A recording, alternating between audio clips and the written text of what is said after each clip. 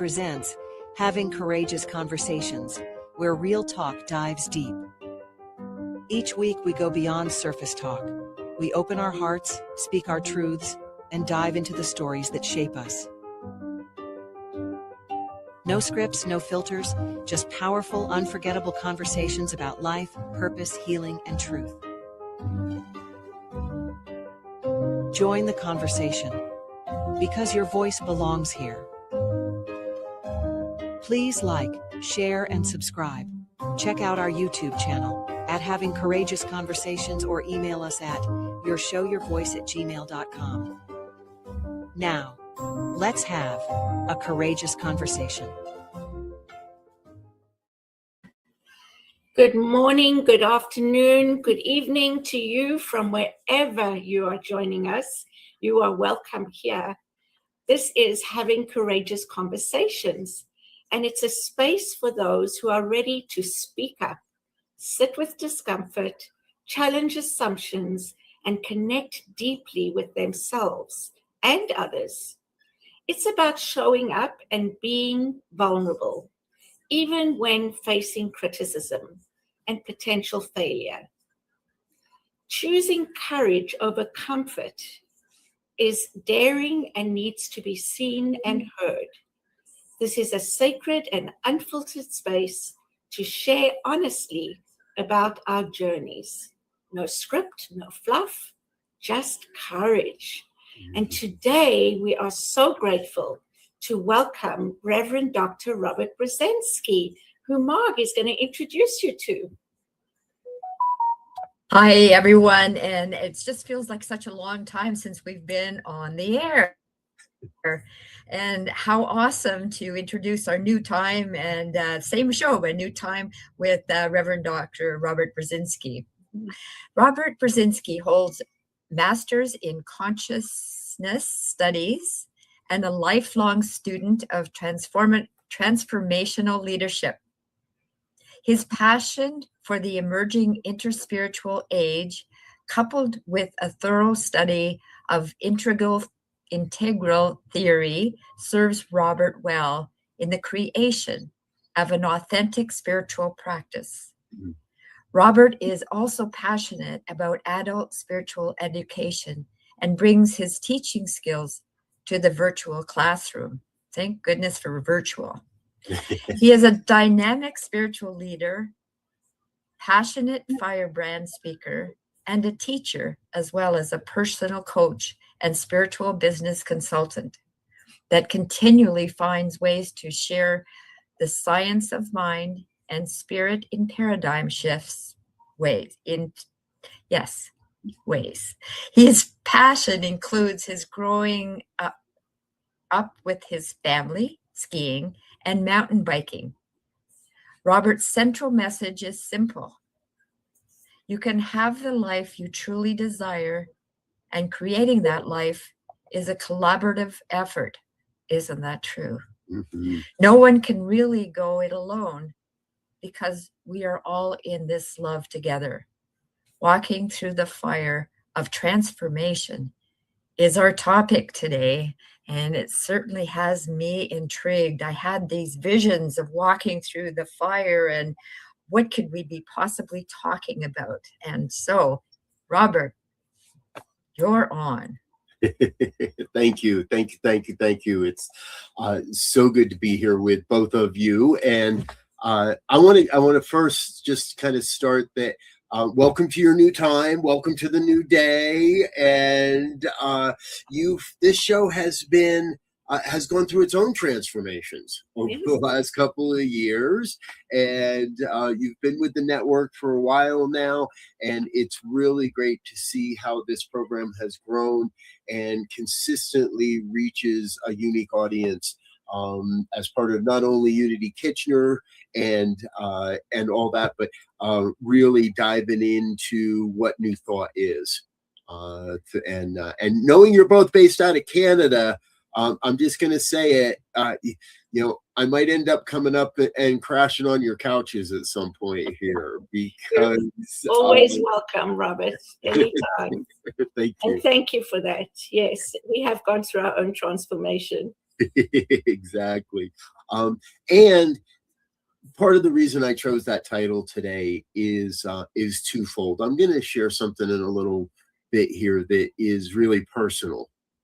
But I want people to recognize that even as we move through the personal transformations of our lives, what New Thought teaches us is those personal transformations are reflected out into the larger world. And I don't think it's any secret that the United States and all of the whole planet is moving through a transformation in consciousness at this time. And it can appear to be like a blazing fire. It can appear to be quite ugly. And yet the transformation is always really, really a good thing. Now, I always like to remember when we start to talk in words that are more than one or two syllables, the definitions are important. And the dictionary definition of transformation is a thorough or dramatic change in form or appearance. I came up in the religious science side of New Thought, and Dr. Holmes had a quote that this thing called God, and in this quote, he uses the term first cause. But what he said was first cause is always taking on form in order to abandon that form so it may take on new form. What that speaks to for me is that we are by essence this spiritual essence. We are this spiritual thing experiencing life, and there are going to be forms that come and go. I'm sure we all would, or many of us at least, wouldn't mind going back and having the same skin we had when we were 20, or the same dimensions of our body as we did when we were 20. And yet we have transformed. We have had a complete and sometimes dramatic change in how we show up in life. Yeah, absolutely. Every day we're a new person, right? Exactly. And science proves this out. It only takes 7 days for us to completely recreate the cells in our body. Every 7 days, and now gratefully it happens over those 7 days. It's not, it's Sunday afternoon, let's chop everything and start again. But we're constantly replenishing and changing who we are. Mm-hmm. And I look at when the people that don't want to make those changes, that want to hold on to the way things were and want to just know this is the way it's always been and it's always going to be. Mm-hmm. If we don't embrace transformation, what I believe happens is we die. Yeah. Maybe not a physical death, but a death in our consciousness. Yeah. And it is our consciousness that's here to bring us forward. So, if I may, I'd like to kind of kick this off with a song. Absolutely. Now, for everybody listening that might have just went, "Uh-oh, he's going to sing." No, don't worry. Because long ago, I was introduced to this artist, this gentleman. This is Reverend Dr. Barry Ebert. He has recently retired from the Mile High Church here in Colorado. But he wrote and sings this song, and I want you to really listen to it. Listen to the lyrics and listen to the message behind this music with us for just a few minutes. Thank you.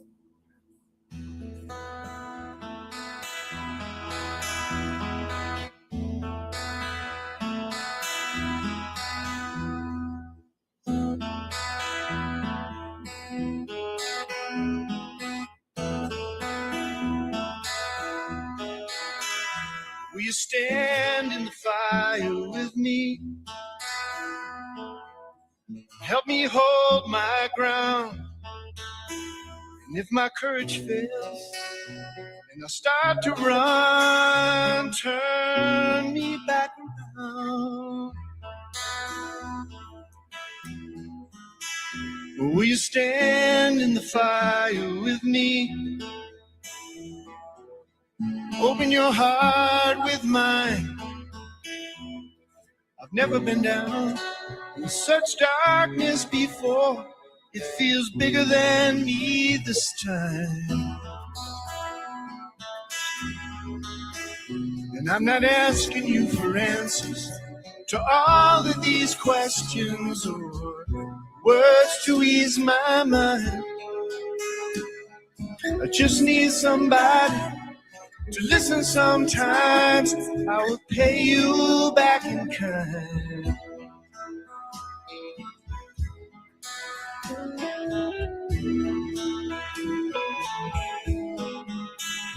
Will you stand in the fire with me? Tell me if you hear a sound after I call out to God for some kind of sign. Won't you show me that you're still around? Will you stand in the fire with me? Tell me that it's true, that there's a sunrise out there somewhere where I'm gonna smile, that there's hope for folks like me and you. And I'm not asking you for answers to all of these questions, words to ease my mind. I just need somebody to listen sometimes. I will pay you back in kind. Will you stand in the fire with me?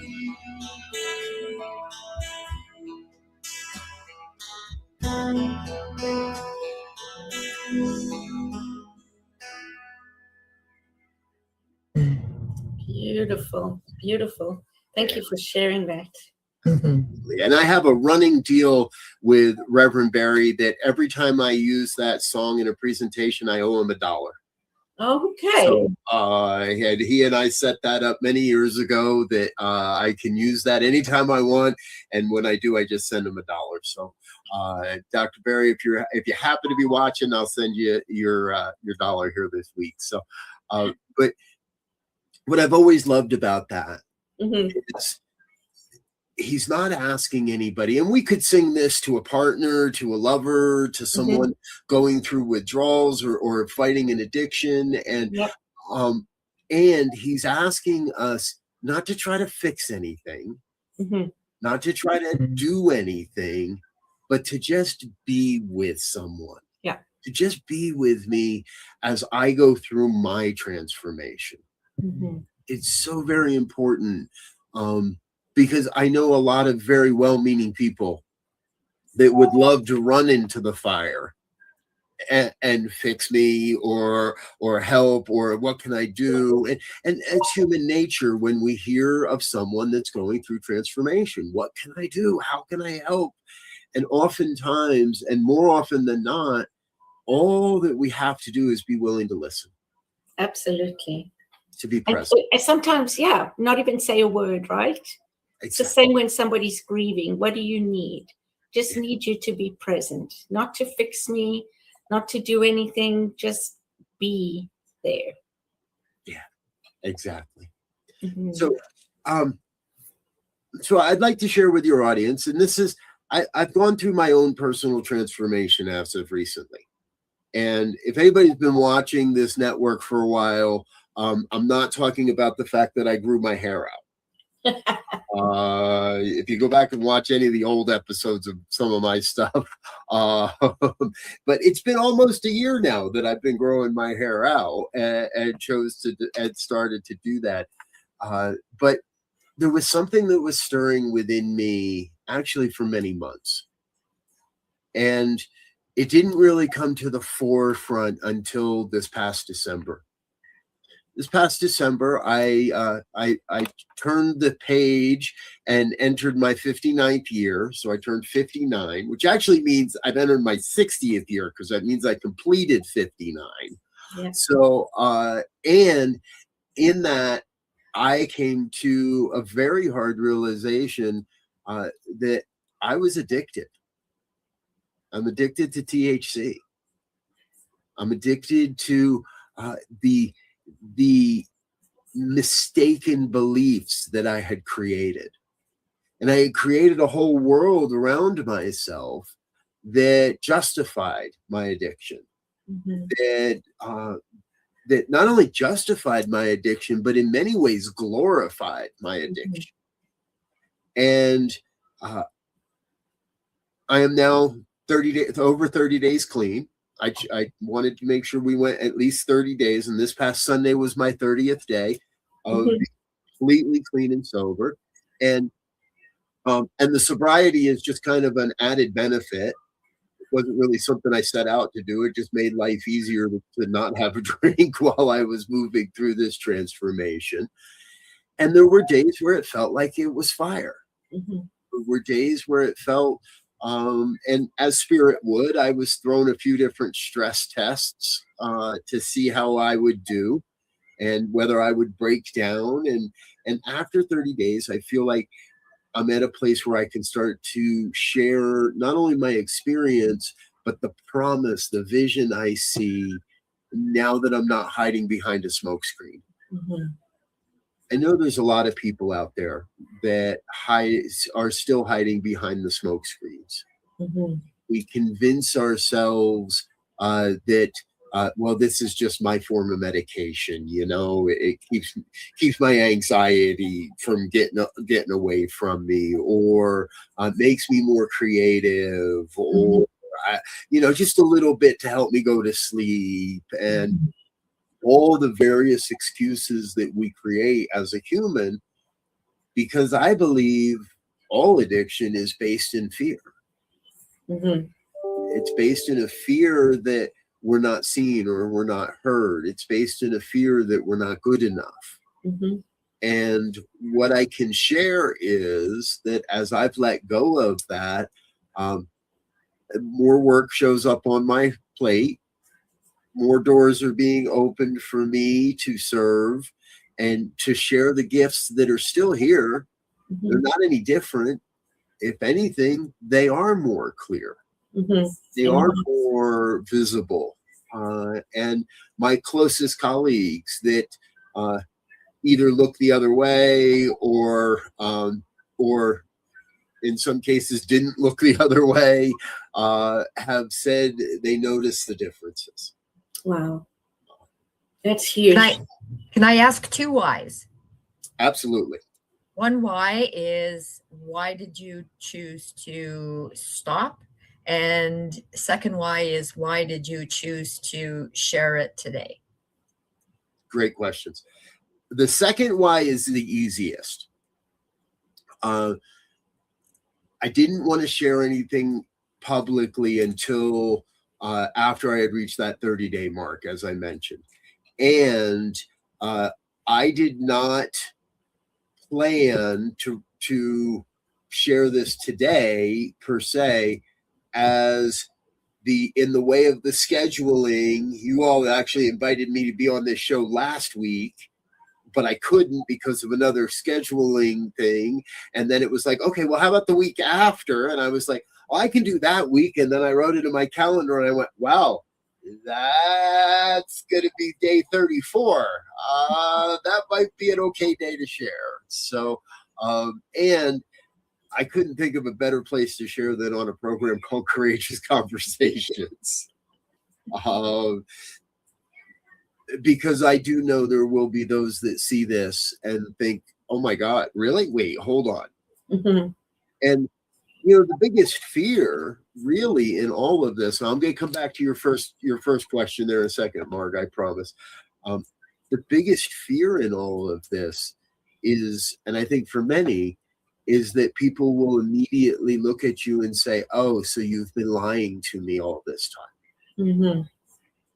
And what I have found really is so many, I haven't heard that yet.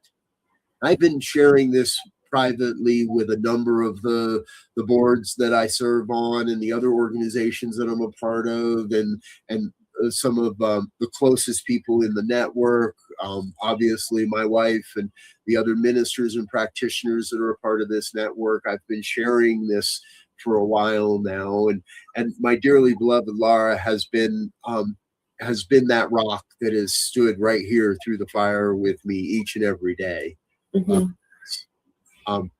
The bigger question of why now? Spirit kicked me in the ass. Spirit sat me down and said, there will be no more of this. So there wasn't, and I'm grateful, there wasn't a traumatic thing that happened. I didn't drive my car into a tree. I didn't injure myself. My wife didn't leave me. My kids didn't, put me in a home or try to. And truthfully, it was my own ego that made it take this long. I've been hearing that in the background. I've been hearing the voice of the divine for months saying, okay, this isn't it anymore. You've mistaken. And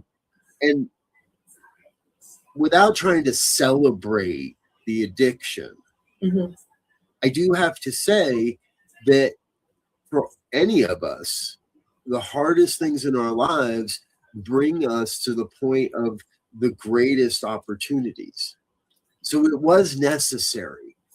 It was necessary for me to spend the insane amount of money that I have spent over my lifetime. I don't want to even try to calculate. And I will say, this isn't the first great addiction. I spent many years as a young man smoking cigarettes.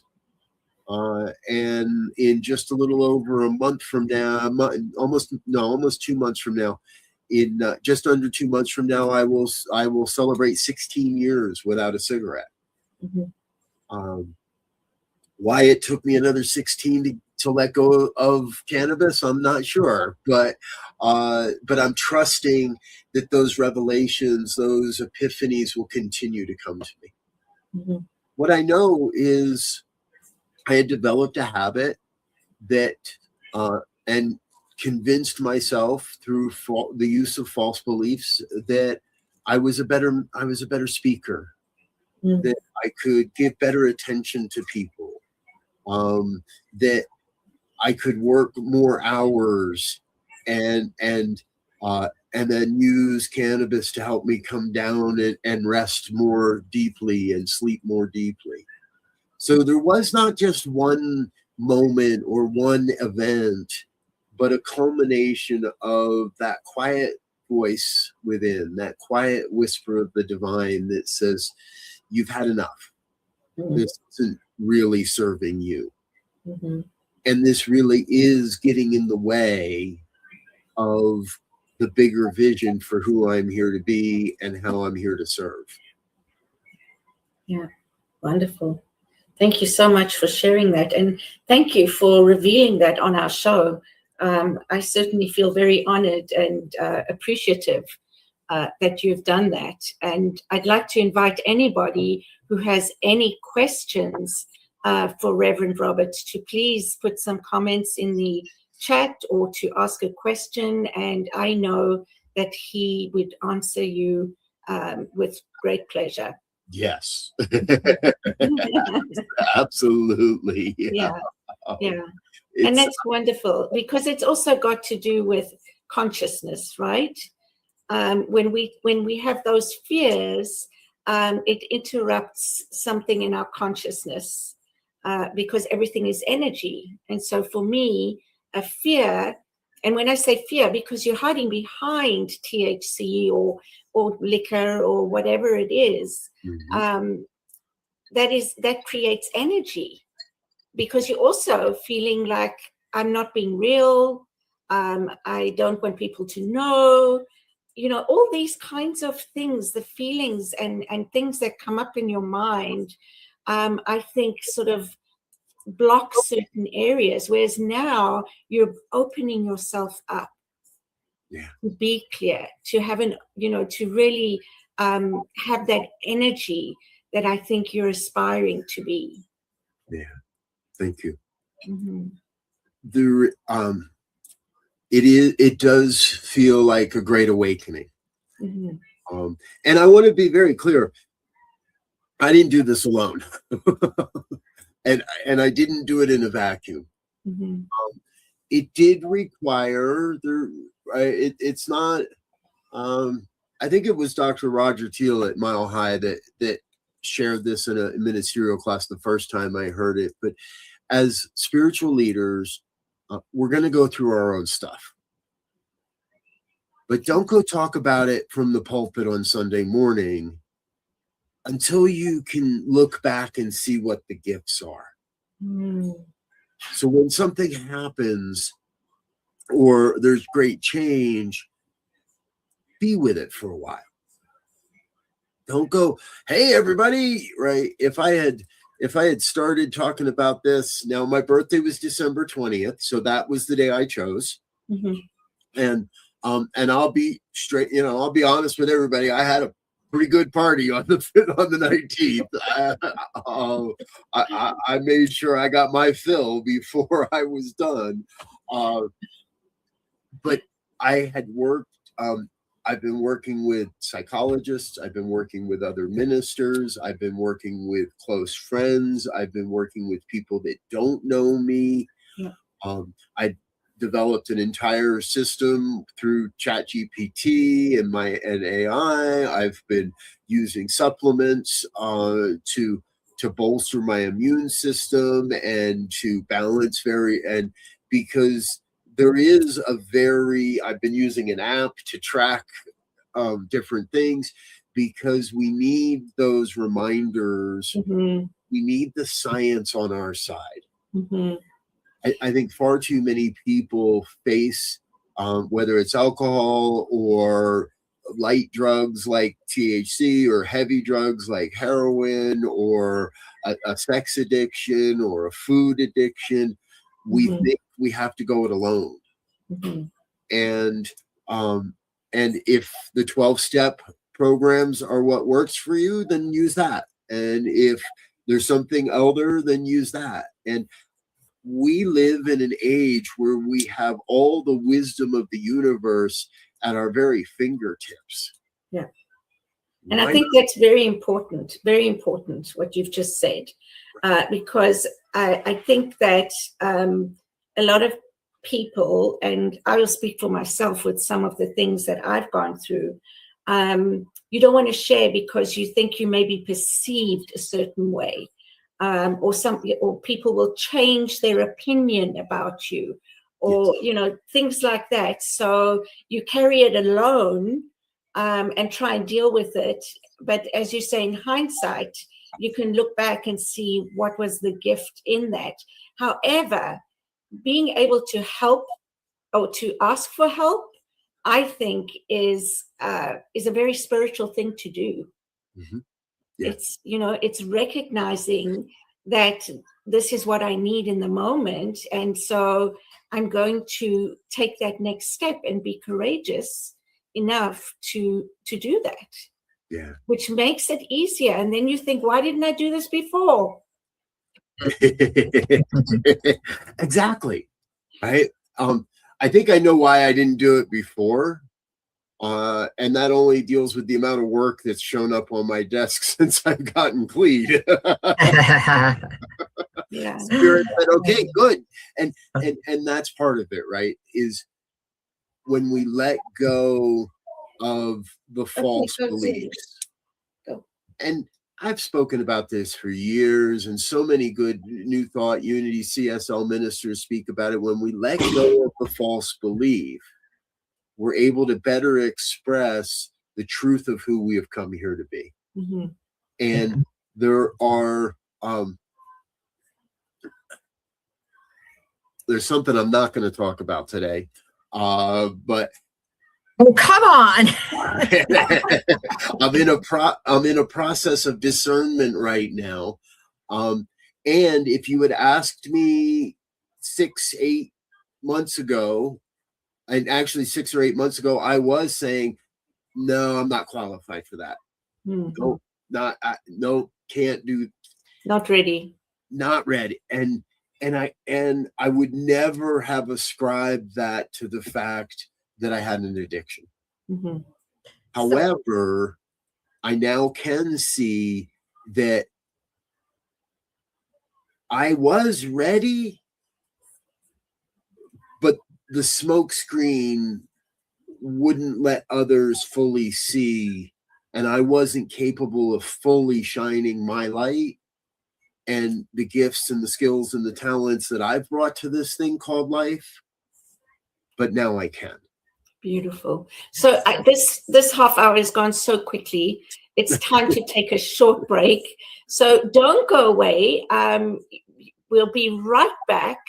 And again, if you've got any questions, keep them for when we come back so that we can ask Dr. Robert, Reverend Dr. Robert. Absolutely.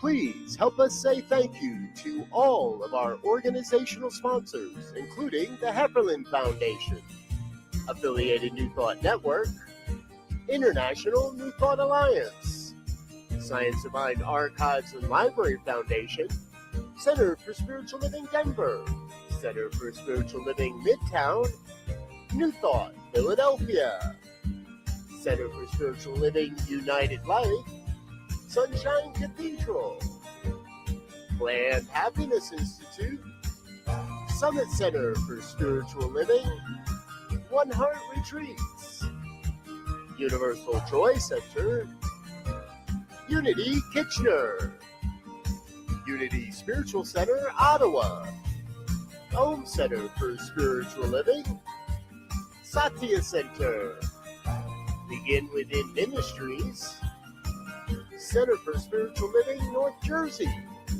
Unity of Savannah, and the Center for Spiritual Living Seattle, as well as all of our individual donors. On behalf of New Thought Media Network, thank you, and please like, share, and subscribe. New Thought Media Network, come be you.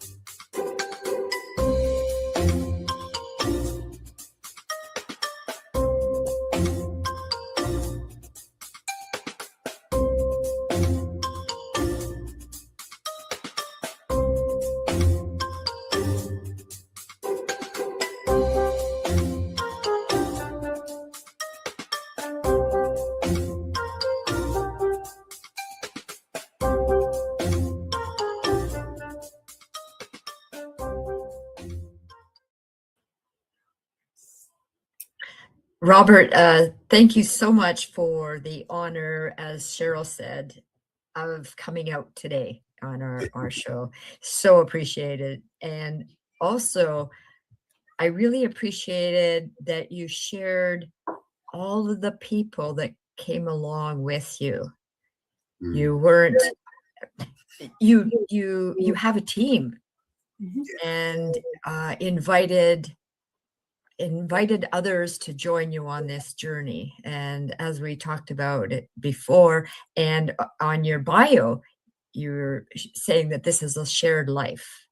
So yes, I really appreciated that you shared all of that with us. Is there one moment one action, one something that stood out for you in the last 30 days that you can say, oh, wow, what a difference. This has changed, or I see something different. There have been many. Yes, there have been many. And after 20 years in this philosophy, and with some of the roles I play and the positions I hold and the people I call colleagues, there was and the truth is, there was one person that I actually have shared this with in person. Everybody else that I've shared this with has been through a computer screen.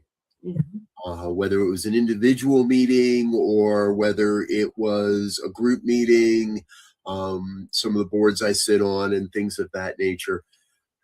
The thing that is the most striking is the absolute demonstration of compassion that I have felt through the video screen.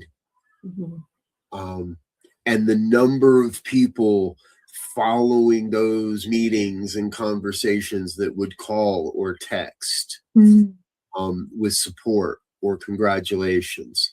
The luminaries in the New Thought movement that have said, you already have my number, use it anytime. It is really been for me a great demonstration of what we teach here, what thought teaches. And when we teach, we live in oneness.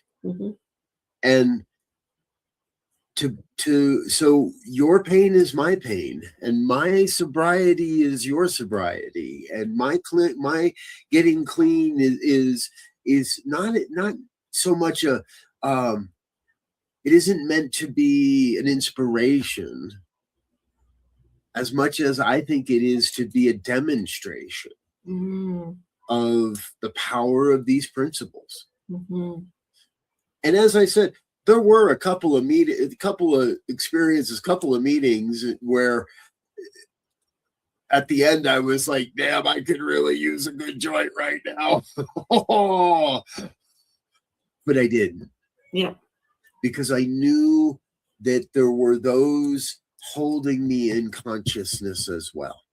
There were those that were with me, not necessarily in that specific meeting, but were with me in consciousness, holding to the greatness, to the light that I can bring, to the great things I'm going to get to do, and to what I'm able to now bring that I wasn't bringing.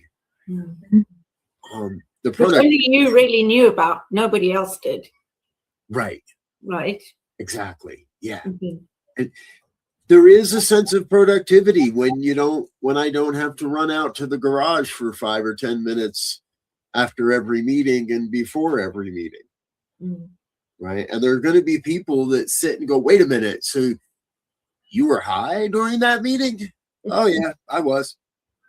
There are a lot of meetings over the last handful of years where sorry, the doctor makes the worst patients and I forgot to silence my device. There were a lot of meetings that most you would never know. But I knew. Yeah. So deep within, I knew I wasn't playing full out. I knew I wasn't showing up as my authentic self. I knew I wasn't showing up as the light that I claim to be. And for any of us, that takes a psychic toll. That now there are some very personal reasons around all of this. I did look at the fact that at approaching 60, I do carry a few more pounds that are around than I would what I would really like. And so getting back into the gym and adding the routine of being religious about getting to the gym has helped and is going to continue to help. And because I really want to be here in another 60 years. Mhm.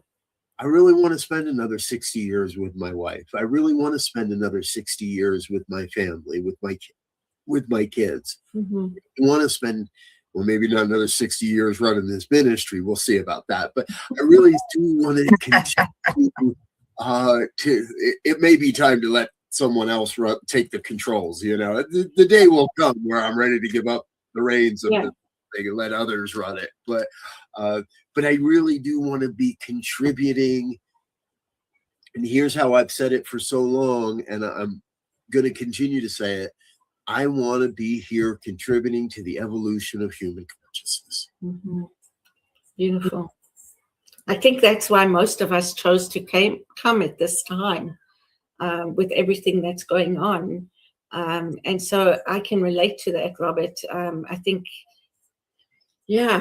we're in this boat together, and it's ours to choose the direction that we wanted to go in. And that's by working on ourselves individually. Because we know that by doing that, we can create change collectively. And so what you're doing is that. And I love what you said about, I'm not an inspiration, I'm a demonstration. That for me was like, wow, that's beautiful. And yes, absolutely, a demonstration of being your authentic self. Beautiful. And how this philosophy is available for anyone to experience transformation. I'm really not all that special in this movement. I do a lot of things. Spirit has led me to a lot of things that give me a very unique opportunity and very unique perspective on how new thought can change the world, that is changing the world. And right before this interview, right before this program, I was on the phone, or I was on a video call with someone that brand new connection, someone that doesn't know my history, that doesn't understand. I didn't have to share any of this because none of it was ever a part of the new friendship we've developed. But in that call, she was very clear. She's like, I'm pretty clear that new thought is what's going to save the world. This is the thing. And I have to agree that. And here's another part of this. I was on another call yesterday where it was, right, we're religious scientists. I came up in this as a religious scientist. It doesn't mean I never called myself a Christian. I never called myself a Catholic. I never called myself a Jew. I never called myself any specific religion. I'm a scientist.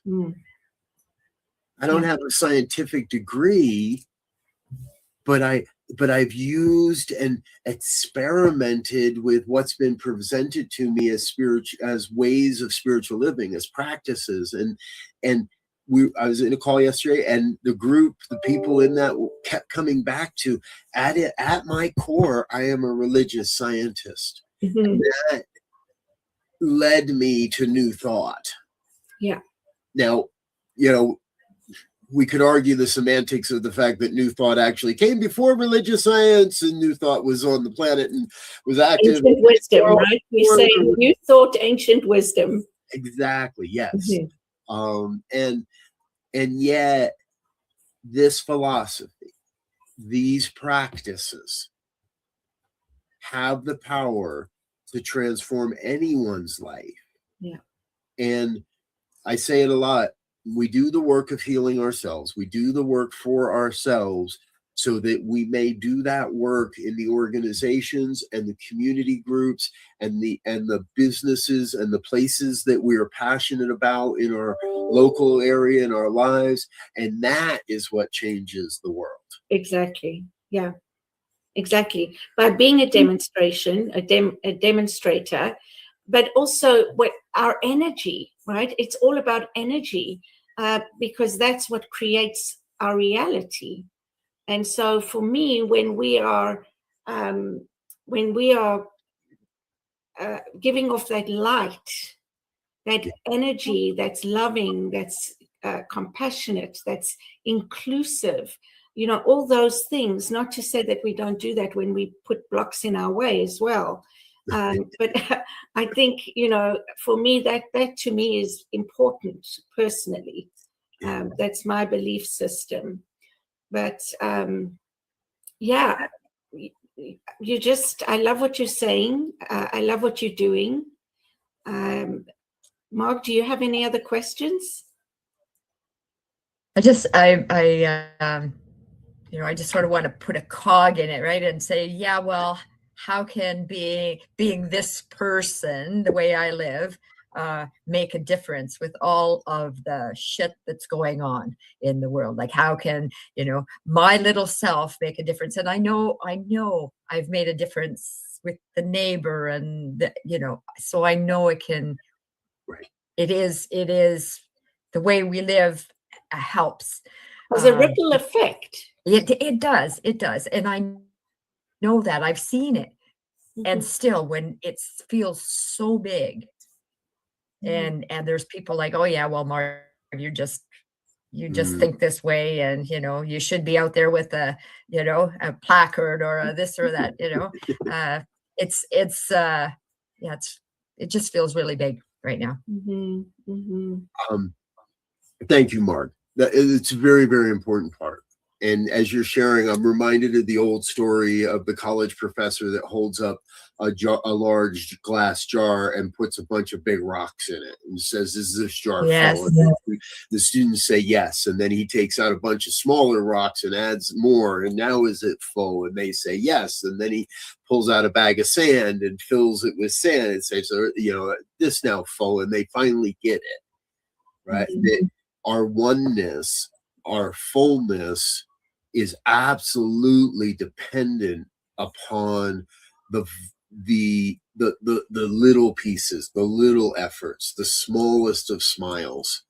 That I shared. My wife put something out online on Tuesday. So here in America, we had a walkout demonstration on Tuesday. It was the 1 year anniversary of the inauguration of who, and mm-hmm. And a lot of people had walkouts. And she posted a picture of her and her mother in Amherst, New Hampshire, and she put something about not a big group, but we're here. Mm. And my response and my comment back was, every small effort leads to the wholeness, adds to the totality. In my prayer work, I often, a phrase comes forward that who you are, and I'm speaking to everybody that may ever see this now in another time, in another dimension, in another century. Mm-hmm. Who you are is absolutely vital to the evolution of human consciousness. Yeah. So there are no small actions. There are big actions. Every action is vital. And I stood out on a street corner on Tuesday for a couple hours, not with a sign that belittled a group, not with a sign, but with a sign that promoted peace and love. Mm-hmm. And honestly, it's no small feat when somebody yells something out the window at you or gives you that one finger salute. It's no mm-hmm. small feat to think it and say it, I love you too. Mm-hmm. Because those people that are based in hate, those people that only can seem to profess hate, don't know what to do when you look them back and say, I love you too. Mm-hmm. In the direct face of their hate. And I'll never know if standing out on that street corner with another good religious science minister, by the way, I wasn't the only CSL minister out there on Tuesday. I'll never know if those small acts of love affect any of those people. Mm. But I believe that they added to the collective consciousness of love. Yes. And so every small drop adds to the collective consciousness of love and peace and oneness that we're teaching and that we're bringing forward. Beautifully said. Beautiful. Yeah. Love that. How does that feel, Mark? It feels good, and I'm feeling, if I'm truthful, feeling emotional, and it's mixed, right? It's mixed because of the reality and because of yeah. I was just thinking, I was talking to somebody earlier today, and we were talking about similar things, like we can make a difference in this world. And Wendy and I were going through a McDonald's drive-through a few years back, and there's a V there where, you know, which car is going to go next. And the gentleman let us go through, and we decided to pay for his order. And so when we were at the picking up our order, we saw out of the rear view mirror that he was actually paying. And we said to the person, "Hey, wait a second, we paid for his order." And she said, "He paid for the person behind him." And that was a few years back. And that circumstance still lives in the story. And it's being told, and the person that I was talking to today, like, she had a similar story. And so those acts of kindness are being recanted, and they still live on. And yeah, absolutely. That's how little old you is making a difference. Who are you calling old? Here's another one. I think I spoke about this earlier, that or I did sometime today. Before New Thought Media Network came online, I was kind of burned out in ministry, and I had gone through some things, and I was driving Uber for a living. I was driving rideshare for a living. And when you drive rideshare, you see just how many people are out there destitute, that don't believe, that are living hand to mouth and are on the street corners begging. And you know, I guess it was my high and mighty attitude that said, I don't want to give them cash, so I would give them gift cards to the local supermarket. And I kept a stack of $5 gift cards in my car. And now I've since also woken up to the fact that that's a rather elitist type of thing to do, because number one, they don't get the whole $5 worth when they go to the supermarket, and yada yada. And truthfully, if you're still addicted to alcohol, who am I to demand you quit cold turkey? So I've gone back to giving out cash.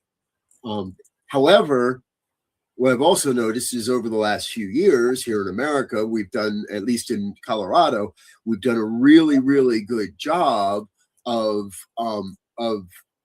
vilifying panhandlers and driving them away from the street corners. And we've done a really good job of denying that these people exist. And so now I don't have that opportunity to do something. But what I realized is, if you go by any major intersection and you look close enough, they're still there. Yeah. So now I've got to stop the car, but I do. I find that corner where they're all hiding behind the billboard or the sign or wherever. And I don't always have a lot, but when I do, I take the time to get out and say, "Hey, I'm not here.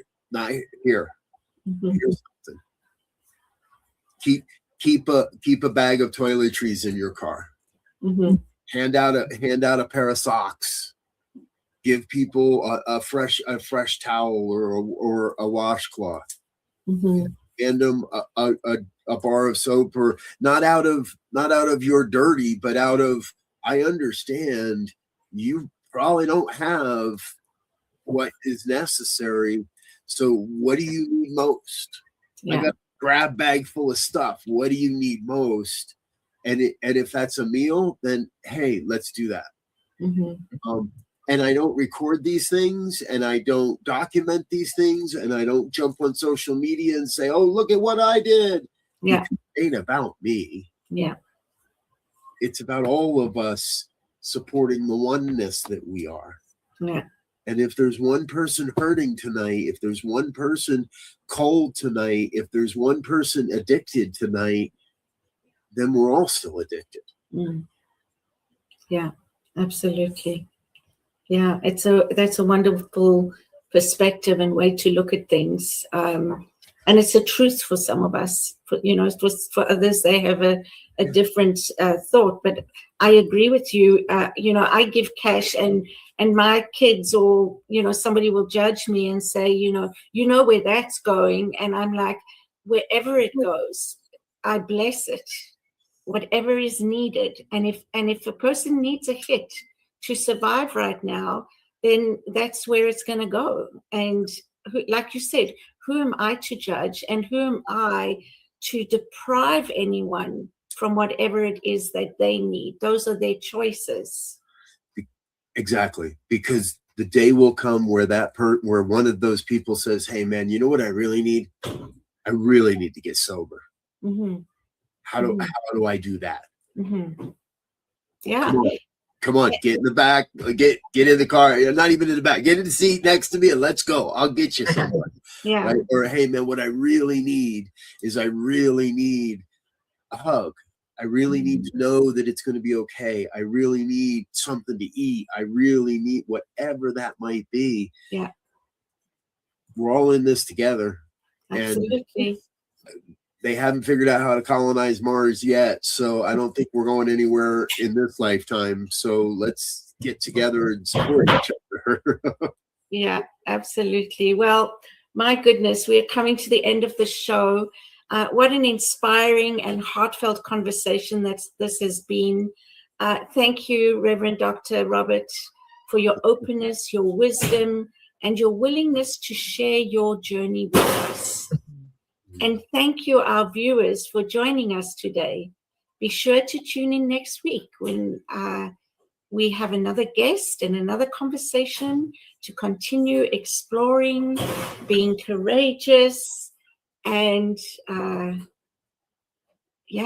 just being human, because we are spiritual beings having a human experience. Yes. Any last words you'd like to say? Thank you. To everyone that's ever watched a program, to everyone that's ever donated $1, to everyone that's ever contributed in any way, because this ministry is changing lives and not just my own. Thank you. Thank you. Thank you for bringing awareness. That's what you do. You bring your heart, your soul, and awareness to this world. And you're a wonderful demonstration of how to be, and how to be authentic, how to be integral, just how to be spiritual. You're being a great demonstration for all of that right now, I believe. Thank you. You're welcome. Marg, is there anything you would like to say? Other than what I just did, not too much further for me to say. Just I appreciate today and your company, and I look forward to part 2 when you reveal what you said. I'm not going to speak about this today, so I look forward to part 2. That's how I make sure I can come back again sometime. I'm grateful for that too. I love that. Yeah. So thank you once again to everybody who is watching this, whether it's live or online. We appreciate you, and we'll see you again next week. Bye. Bye now. Thank you, Cheryl.